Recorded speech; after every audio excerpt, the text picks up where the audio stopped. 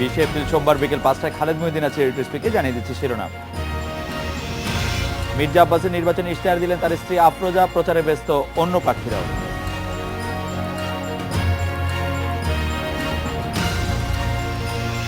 নারী লাঞ্ছনার ঘটনায় পুলিশের ভূমিকা লজ্জাজনক ও নিন্দনীয় মন্তব্য মানবাধিকার কমিশনের চেয়ারম্যানের।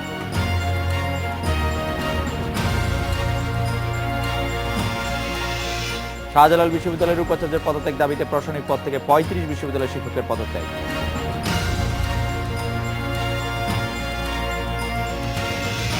পাকিস্তানকে হোয়াইট ওয়াশের স্বপ্ন টাইগারদের, বিশ্বকাপে পারফরমেন্স কোনো অঘটন ছিল না বললেন মাশরাফি।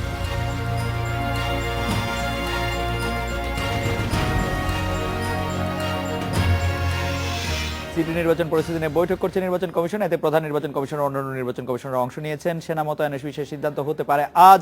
বৈঠকের বিষয়ে কিছুক্ষণের মধ্যে ব্রিফিং হওয়ার কথা। কমিশন থেকে সরাসরি যোগ দিয়েছেন সহকর্মী আসমা মিতা।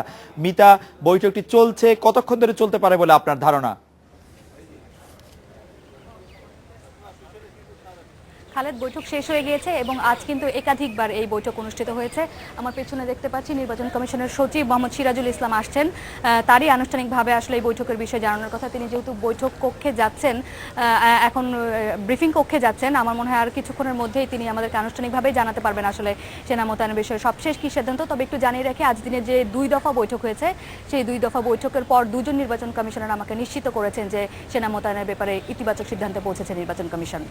সেনা মোতায়েনের ব্যাপারে ইতিবাচক সিদ্ধান্তে নির্বাচন কমিশন পৌঁছেছে, সেটি অন্তত 2 জন আপনাকে জানিয়েছেন। আপনি নিশ্চয়ই এখন সেই ব্রিফিং যেটি হবে সেটি শুনতে আমাদেরকে নিয়ে যাবেন। সেই পর্যন্ত আমরা অপেক্ষা করছি। আপনি ব্রিফিং এর আর কোনো তথ্য থাকলে আমাদেরকে নিশ্চয়ই জানাবেন, বা সরাসরি আমরা ব্রিফিংটিও নিশ্চয়ই দেখে নিতে পারবো ব্রিফিংটি শুরু হলে। আসামিতে আপনাকে ধন্যবাদ। ঢাকা দক্ষিণ সিটি কর্পোরেশনে বিএনপি সমর্থিত মেয়র প্রার্থী মির্জা আব্বাসের নির্বাচনী ইশতেহার ঘোষণা করা হয়েছে। সকালে জাতীয় প্রেস ক্লাবে আব্বাসের পক্ষে ইশতেহার পাঠ করেন তার স্ত্রী আফরোজা আব্বাস। এদিকে আওয়ামী লীগ সমর্থিত মেয়র প্রার্থী সাইদ খোকনের পক্ষে প্রচারণা শুরু করেছেন তার স্ত্রী ফারহানা সাইদ। নাশকতা সহ কয়েকটি মামলা মাথায় নিয়ে লোকচক্ষুর আড়ালে থাকা বিএনপি সমর্থিত মেয়র প্রার্থী মির্জা আব্বাসের পক্ষে তার স্ত্রী আফরোজা আব্বাস ইশতেহার ঘোষণা করেন। এতে রাজধানীবাসীর বিভিন্ন সমস্যা সমাধানে 6 মাসের স্বল্পমেয়াদী কর্মসূচির কথা রয়েছে। নির্বাচিত হলে ভবিষ্যতে ঢাকাবাসীর সাথে আলোচনা সাপেক্ষে তাদের মতামতের ভিত্তিতে সিটি কর্পোরেশনের হোল্ডিং ট্যাক্স নির্ধারণ করা হবে। কর্পোরেশনের কাজের স্বচ্ছতা নিশ্চিত করতে কেন্দ্রীয় অনলাইনে দ্রুত জবাবদিহিতামূলক অভিযোগ কেন্দ্র চালু করা এবং প্রতিটি ওয়ার্ডে গুরুত্বপূর্ণ স্থানে অভিযোগ বক্স স্থাপন করা হবে। ঢাকা ওয়াসার সাথে কার্যকর সমন্বয়ের মাধ্যমে জলাবদ্ধতা দূরীকরণ ও পয়ঃনিষ্কাশন ব্যবস্থার সংস্কার, সার্বক্ষণিক রক্ষণাবেক্ষণ এবং ড্রেনেজ ব্যবস্থার উন্নয়ন, একই সাথে নগরবাসীর জন্য বিশুদ্ধ পানি সরবরাহ ও নিশ্চিতকরণ। এদিকে আওয়ামী লীগ সমর্থিত মেয়র প্রার্থী সাইদ খোকনের পক্ষে মাঠে নেমেছেন তার স্ত্রী ফারহানা সাইদ। ধানমন্ডি 32 নম্বর থেকে শুরু করে ঢাকা বিশ্ববিদ্যালয় এলাকা সহ রাজধানীর বিভিন্ন এলাকায় দিনভর গণসংযোগ করেন তিনি। সাইদ খোকনের বোন শাহানা হানিফ সহ পরিবারের সদস্যরা তার সঙ্গে ছিলেন। মেয়র মোহাম্মদ হানিফ ঢাকাবাসীর পাশে থেকে তাদের সমর্থন নিয়ে আমৃত্যু ঢাকাবাসীর সেবা করে গেছেন। আমার স্বামী সাইদ খোকন, আমি দেখেছি তার সততা, স্বচ্ছতা, মানুষের জন্য, জনগণের জন্য কাজ করার তার ইচ্ছা। আমরা তার জন্য দোয়া ও সমর্থন চাচ্ছি। আপনারা একবার কাজ করার সুযোগ দিন, ইলিশ মাছ মার্কায় ভোট দিন। আসেন। নির্বাচন কমিশনের ব্রিফিং চলছে, যার কথা আপনাদের একটু আগে জানিয়েছিলেন সহকর্মী আসমা মিতা। আমরা সরাসরি চলে যাচ্ছি সেই ব্রিফিং এ। কমিশন এই 0 আসনের পুনর্নির্বাচনের সিদ্ধান্ত গ্রহণ করেছেন এবং একটি তফসিল অনুমোদন করেছেন, যেটি আজকে আমি আপনাদের মাধ্যমে এটি প্রকাশ করছি।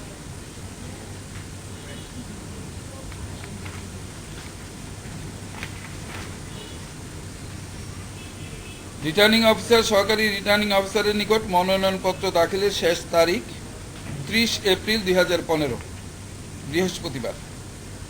রিটার্নিং অফিসার কর্তৃক মনোনয়নপত্র বাছাইয়ের তারিখ 4 মে সোমবার। প্রার্থিতা প্রত্যাহারের শেষ তারিখ 12 মে মঙ্গলবার এবং ভোট গ্রহণের তারিখ 30 মে শনিবার। এই আসনটির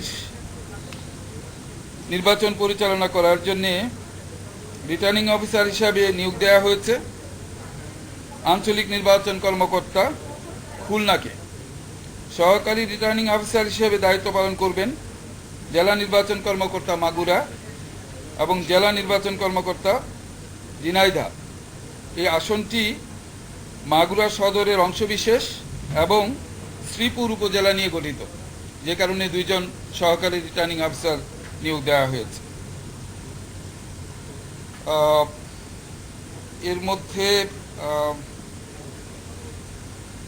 একটি পৌরসভা রয়েছে, 2টি পৌরসভা রয়েছে, একটি পৌরসভা রয়েছে, 2টি উপজেলার, একটি উপজেলার অংশবিশেষ আর একটি পূর্ণ উপজেলা রয়েছে। ইউনিয়নের সংখ্যা 17, ভোট কেন্দ্রের সংখ্যা 140, ভোট কক্ষের সংখ্যা 667।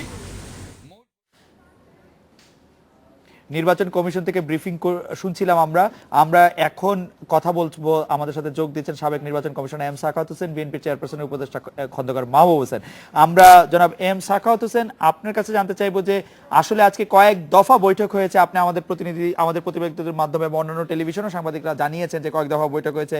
বৈঠকের একটি মূল এজেন্ডা ছিল সেনাবাহিনী নামা উচিত কি উচিত না। সেক্ষেত্রে আপনার মতামত কি? সেনাবাহিনীর কি খুব দরকার কিনা এই নির্বাচনটির জন্য, বা দরকার হলে কেন দরকার? জনাব এম সাখাওয়াত হোসেন।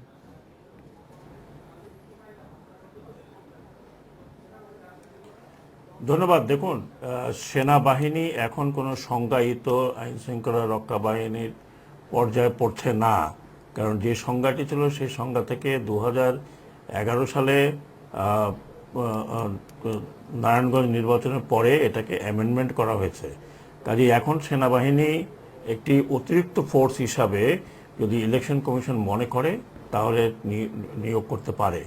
তবে আমার অভিজ্ঞতার আলোকে আমি বলছি, সেনাবাহিনী নিয়োগের সিদ্ধান্ত আগে যেহেতু সংজ্ঞায়িত ছিল নিয়োগ করা হয়েছে, এখন তখনও এবং এখনও নিয়োগের সিদ্ধান্ত ডিপেন্ড করে মোস্টলি 2টো জিনিসের উপরে। একটা হচ্ছে যদি আইন শৃঙ্খলা এমন পরিস্থিতি হয় যেই পরিস্থিতিতে অন্যান্য ল এনফোর্সিং এজেন্সি অপ্রতুল, সেক্ষেত্রে সেনাবাহিনীকে একটি স্ট্রাইকিং ফোর্স হিসাবে রাখা হয়।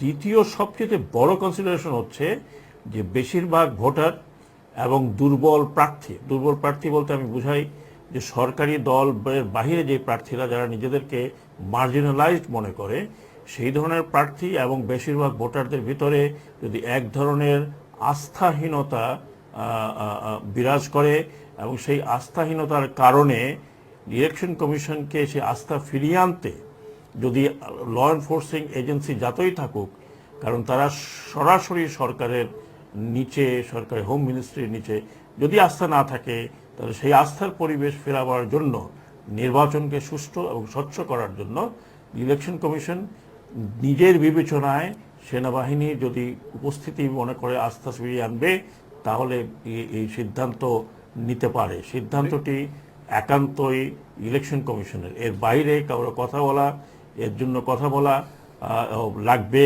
কি লাগবে না এটা কথা বলা কারো পক্ষে সমীচীন নয়। ইলেকশন কমিশনের অ্যাসেসমেন্টে যদি মনে হয় যে তাকে নির্বাচনকে জেনারেল সাখাওয়াত, আপনি যদি এখন নির্বাচন কমিশনার হতেন, আপনি কি এই নির্বাচনের জন্য সেনাবাহিনী চাইতেন?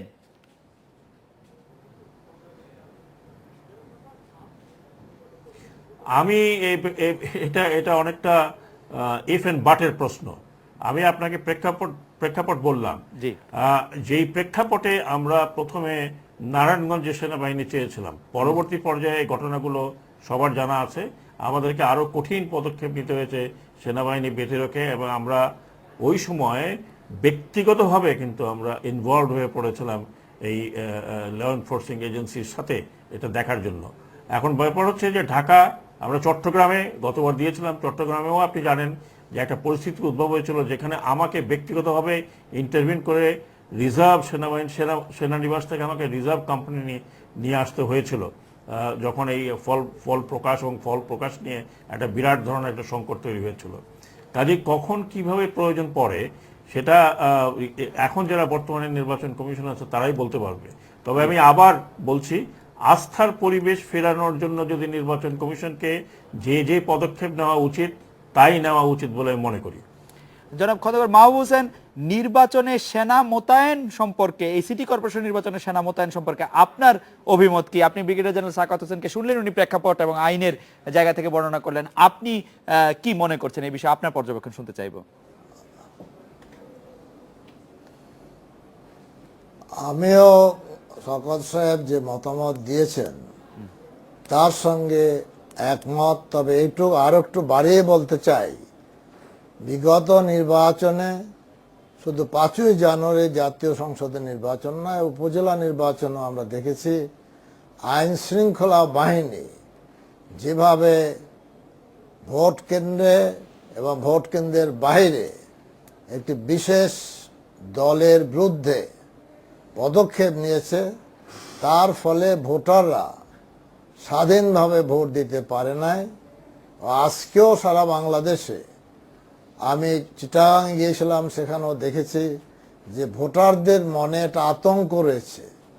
সেই ক্ষেত্রে যদি সেনাবাহিনী থাকেন, আমি মনে করি ভোটারদের মধ্যে আজকে যে আতঙ্কের ভাব, ভোট কেন্দ্রে যাওয়া যাবে কিনা, ভোট কেন্দ্র থেকে গেলে নিরাপদে ফিরে আসা যাবে কিনা, সেই আতঙ্কের ভাবটা চলে যাবে এবং সেটা একটা সুষ্ঠু নির্বাচনের পরিবেশ সৃষ্টি করবে।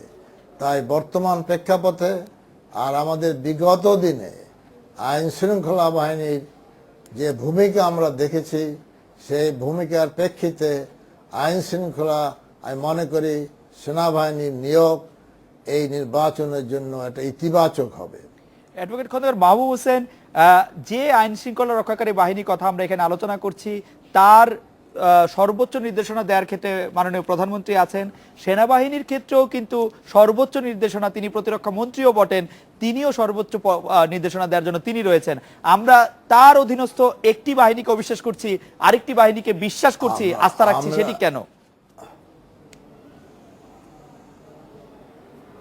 আপনার শুনে, সেনাবাহিনী আমাদের দেশের গর্ব এবং আমরা মনে করি সর্বোচ্চ পর্যায় থেকেও যদি নির্দেশ আসে, সেনাবাহিনী কখনো নির্বাচনের আচরণ বিধি যারা লঙ্ঘন করেন তাদের ব্যাপারে যথাযথ ব্যবস্থা গ্রহণ করবে। এবং আমাদের মাননীয় প্রধানমন্ত্রীও অন্তত সেনাবাহিনীকে কোনো দলীয় দৃষ্টিকোণ থেকে দেখবেন না এবং দলীয় আচরণের জন্য কোনো রকম প্রভাব ফেলতে পারবেন না। অ্যাডভোকেট খন্দকার মাহবুব হোসেন, আপনি আমাদের সঙ্গেই থাকুন। আমাদের সঙ্গে এখন যোগ দিয়েছেন ডক্টর মহিউদ্দিন খান আলমগীর। ডক্টর মহিউদ্দিন খান আলমগীর, সেনা মোতায়েনের প্রশ্নে ইসি বৈঠক করছে এবং ইসি এই ব্যাপারে সিদ্ধান্ত নিবে কিছুক্ষণের মধ্যে, কয়েকদিনের মধ্যে, সেরকম আমরা জানি। আপনি কি মনে করেন এই নির্বাচনে সেনা মোতায়েনের প্রয়োজন আছে কিনা? অ্যাডভোকেট খন্দকার মাহবুব হোসেন বলছিলেন যেহেতু আইন শৃঙ্খলা রক্ষাকারী বাহিনীর উপর মানুষের আস্থা নেই এবং আইন শৃঙ্খলা রক্ষাকারী বাহিনী অতীতে এমন অনেক কাজ করেছে, বিশেষ করে উপজেলা নির্বাচনে, যেখানে মনে হতে পারে যে একটি বিশেষ দলকে বিশেষ আনুকূল্য বা বিশেষ প্রতিবন্ধকতা সৃষ্টি করছে, সেক্ষেত্রে সেনাবাহিনী নিয়োগটা জরুরি। আপনি কি মনে করছেন ডক্টর আলমগীর?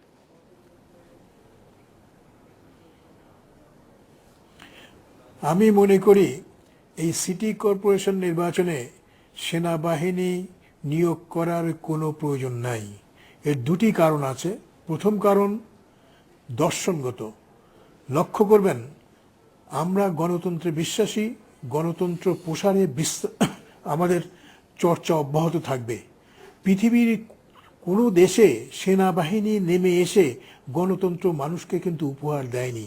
কিউবার কথা সাম্প্রতিককালের সামনে এসেছে, লক্ষ্য করবেন বাতিস্তা সেই এবং ক্যাস্ট্রোর সেই বিরোধ, লক্ষ্য করবেন পাকিস্তানের কথা, লক্ষ্য করবেন অন্যান্য দেশে সেনাবাহিনী যখনই নির্বাচনের ভূমিকায় নেমেছে তখনই নির্বাচন প্রশ্নবিদ্ধ হয়েছে। কাজে এই দর্শনগতভাবে তাত্ত্বিক দৃষ্টিকোণ থেকে সেনাবাহিনী এখানে নিয়োগ করার বা নিযুক্ত করার কোনো প্রয়োজন নেই। দ্বিতীয়, ব্যবহারিক দৃষ্টিকোণ। লক্ষ্য করবেন আমাদের সেনাবাহিনী নিয়ে আমরা গর্বিত। তারা আমাদের সীমান্ত পহরা দেবেন, বাইরের আক্রমণ থেকে দেশকে রক্ষা করবেন, সেজন্যই তাদের প্রশিক্ষণ দেওয়া হয়। নির্বাচন পরিচালনা করার জন্য কোনো প্রশিক্ষণ কিন্তু সেনাবাহিনীকে কখনোই দেওয়া হয় না। কাজেই যেখানে যারা প্রশিক্ষিত, এক্ষেত্রে আমাদের অসামরিক প্রশাসনের যে নিরাপত্তা বাহিনী আছে তার প্রশিক্ষণ কিন্তু সেনাবাহিনীকে কখনোই দেওয়া হয় না।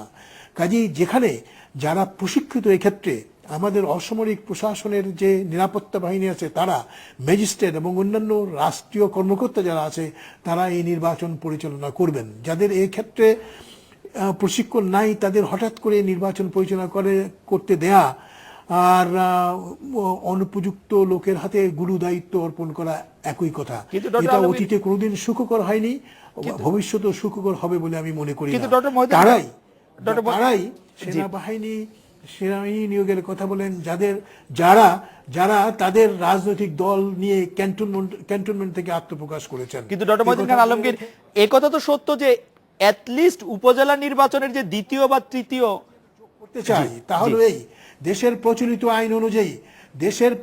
আইন অনুযায়ী আপনার প্রশ্নের উত্তর আমি দিচ্ছি। দেশের প্রচলিত আইন অনুযায়ী আইন শৃঙ্খলা রক্ষাকরণের প্রয়োজনে সেনাবাহিনীকে যথাযথ দায়িত্ব দেওয়ার এবং এই দায়িত্ব সম্পাদন করতে আহ্বান করার এখতিয়ার এবং ক্ষমতা জেলা ম্যাজিস্ট্রেট এবং অন্যান্য ম্যাজিস্ট্রেট আছে। সেই আইন অনুযায়ী যদি কোনো সময়ে কোনো ঘটনার কারণে সেনাবাহিনীর এই ধরনের প্রযুক্ত হওয়ার প্রয়োজন হয়, সেই প্রযুক্ত হওয়ার সিদ্ধান্ত সংশ্লিষ্ট জেলা প্রশাসক দেবেন। কিন্তু নির্বাচন কমিশন থেকে 2টি সিটি কর্পোরেশনের বা 3টি সিটি কর্পোরেশনের নির্বাচন অনুষ্ঠিত করার জন্য সেনাবাহিনী প্রয়োগ করা আমি মনে করব একটি দুষ্ট উদাহরণ হবে, যে দুষ্ট উদাহরণ অতীতে সৃষ্টি হয়েছে, এখন এই গণতান্ত্রিক পর্যায়ে সৃষ্টি হওয়ার কোনো কারণ নেই। ডক্টর মহিউদ্দিন খান আলমগীর, আপনাকে অনেক ধন্যবাদ।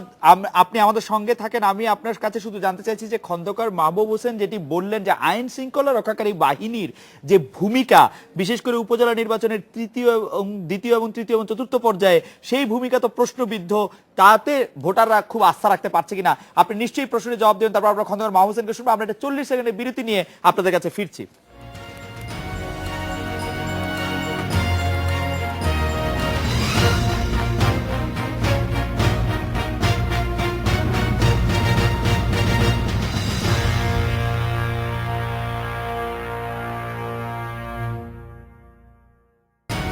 দেখছেন editor speak. Doctor Mohiuddin Khan Alamgir, জনগণের আস্থা আইন শৃঙ্খলা রক্ষাকারী বাহিনীর উপর নেই, ভোটাররা সেই ধরনের আস্থা রাখতে পারছেন না, যেটি অ্যাডভোকেট খন্দকার মাহবুব হোসেন বলছিলেন, সেই বিষয়ে আপনি কি বলবেন?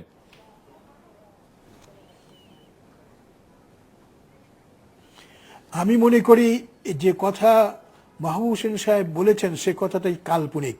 তিনি আজকে আপনার এই স্টুডিও থেকে যে বাড়িতে যে নিরাপদে ঘুমাতে পারবেন, এটার অবদান কিন্তু আমাদের আইন শৃঙ্খলা বাহিনীর। যিনি যদি বলেন যে এর আগে যখন উপজেলা পর্যায়ে নির্বাচন হয়েছিল সেটা শুদ্ধ হয় নাই, তাহলে আমি মনে করব এটা কিন্তু কোনো যারা এই সম্পর্কে পর্যবেক্ষণের কাজ করেছেন কিংবা দৈব চয়নের ভিত্তিতে জরিপ করেছেন তারা কিন্তু এই কথা বলেনি।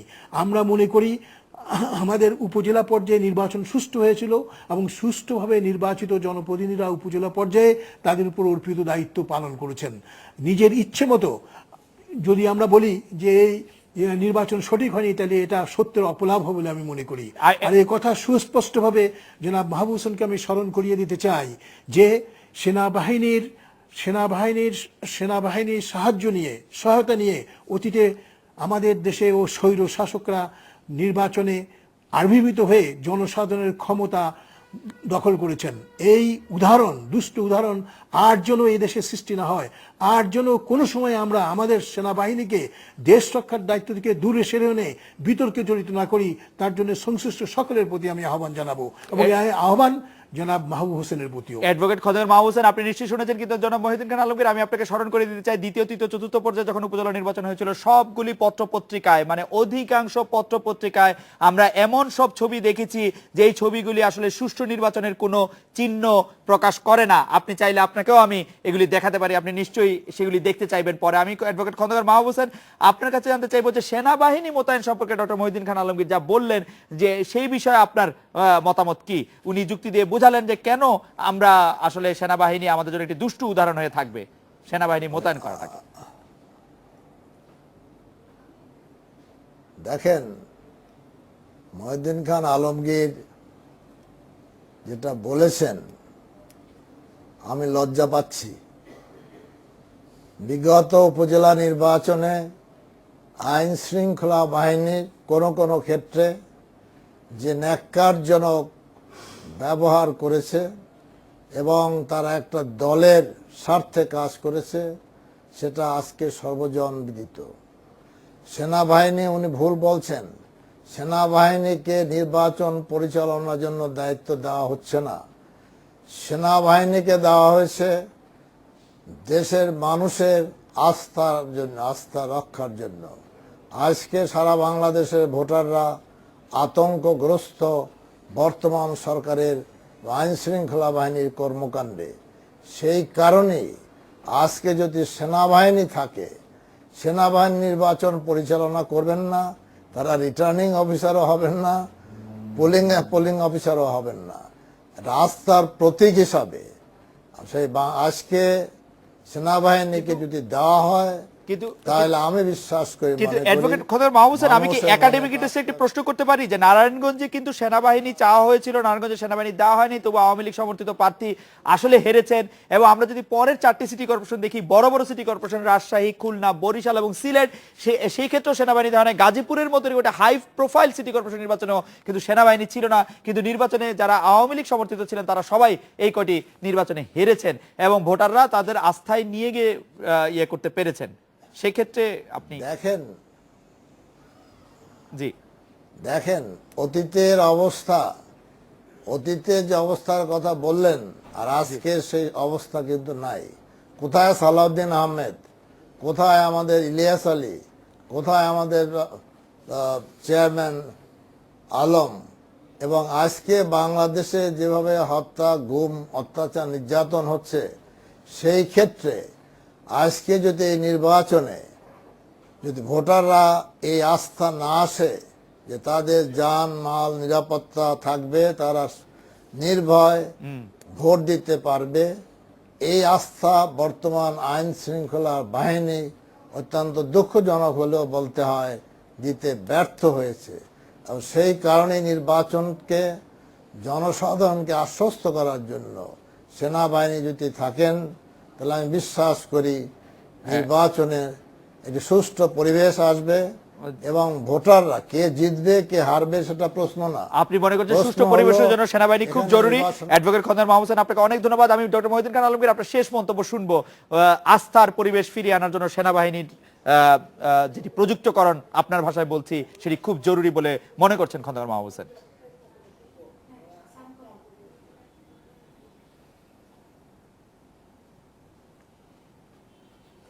ডক্টর আলমগীর, এই বিষয়ে আপনার মন্তব্য শুনবো। খন্দকার মাহবুব হোসেন মনে করছেন যে প্রযুক্তকরণ খুব জরুরি সেনাবাহিনীর আস্থার পরিবেশ ভোটারদের মধ্যে ফিরিয়ে আনার জন্য।